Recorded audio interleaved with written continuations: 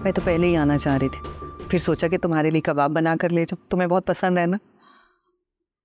शुक्रिया, पर सच बताऊं तो मेरी हालत भी ना इन कबाबों जैसी हो गई है। कूट कूट के पीस पीस के ये हाल कर दिया मेरा। हाँ जरा, वाकई तुम्हारे साथ ज्यादती तो बहुत हुई है। लेकिन तुम ये बताओ, घर में से किसी ने भी जमाल भाई की बात की मुखालफत नहीं की? कौन करेगा, कौन करेगा मुझे बताओ। सबकी आंखों पे उस फुप्पो के मकरो फरेब की पट्टी बंधी हुई है।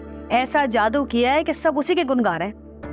लेकिन तुम उन्हें समझाओ कि बाहर से औरत आके पूरे घर की करता धरता कैसे बन सकती है।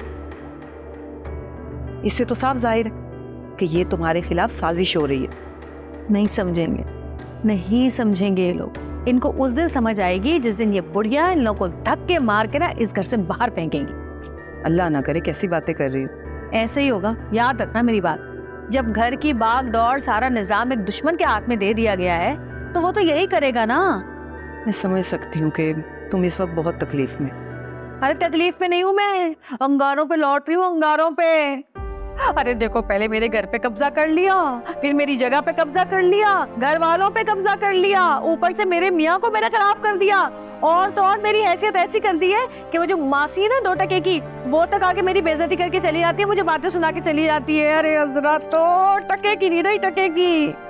अच्छा ना, तुम अपना दिल बुरा मत करो, इंशाल्लाह सब ठीक हो जाएगा। तुम देखना, जब ये बड़ी बी हर एक के काम में मुदाखलत करेगी ना तो सब इससे बेजार हो जाएंगे और फिर सबको तुम्हारी बात समझ आ जाएगी। कर रही है वो मुदाखलत, कर रही है, सबके कामों में मुदाखलत कर रही है, लेकिन अंधों को नजर नहीं आ रहा, कोई कुछ बोलता ही नहीं है। वो जो अस्मा है वो अपनी बुटीक में लगी रहती है, और ये जो फरत है इसकी तो बड़ी गाड़ी छन रही है बुढ़िया के साथ। ये क्या बोलेगी उसको, ऐसा डरती है उससे, जो वो कहती है बस वही करती है। मैं तो इतना बुरा फंसी हूँ जिंदगी में, कभी ऐसा नहीं फंसी। वैसे ये हालात देखकर ना मैं अल्लाह का लाख लाख शुक्र अदा करती हूँ कि कुरैशी साहब ने अलहदा घर ले लिया और मैं इस चिक चिक से बच गई।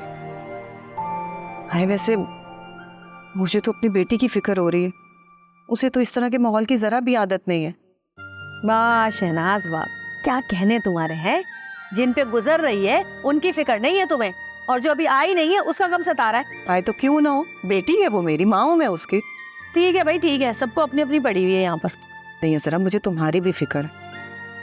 और पता है, मुझे तो डर सा लग रहा है कि कहीं ये बड़ी भी ना इस घर से तुम्हारा पत्ता ना काट दे। मर गए अजरा का पत्ता काटने वाले। उससे पहले मैं इस बुढ़िया का गला काट दूंगी, बस मौका मिल जाए मुझे एकदम। अब तक जो वो कर चुकी है ना वो भी कुछ कम नहीं है। ऐसे देखो, मेरा मशवरा ये है कि फिलहाल ये बड़ी बी से उलझने से बाज रहो, वरना नुकसान तुम्हारा ही होगा। घर का माहौल थोड़ा बेहतर हो जाए फिर सबसे बात करो, शायद तुम्हारी बात किसी की समझ में आ जाए। और अगर मुझे मौका मिला ना तो मैं भी जमाल भाई को समझाने की कोशिश करूंगी, बस तुम परेशान मत। अच्छा ना, मुझे ये कबाब खाकर बताओ कि कैसे बने। ये लो। तुम्हारे हाथ में इतना जायका अच्छे ही होंगे। अच्छे बने, बहुत मजेदार। इसलिए सीधा तुम्हारे कमरे में ले कि कहीं बड़ी बी की नजर पड़े और वो इन्हें भी हथे आ जाए। अच्छा किया, वरना कोई ना कुछ पड़पड़ा के फूक देती, मैं भी उसके गुन गाने लग जाता। मुझे क्या, चाय बनवाती हूँ, उसके साथ खाएंगे। चल ठीक है।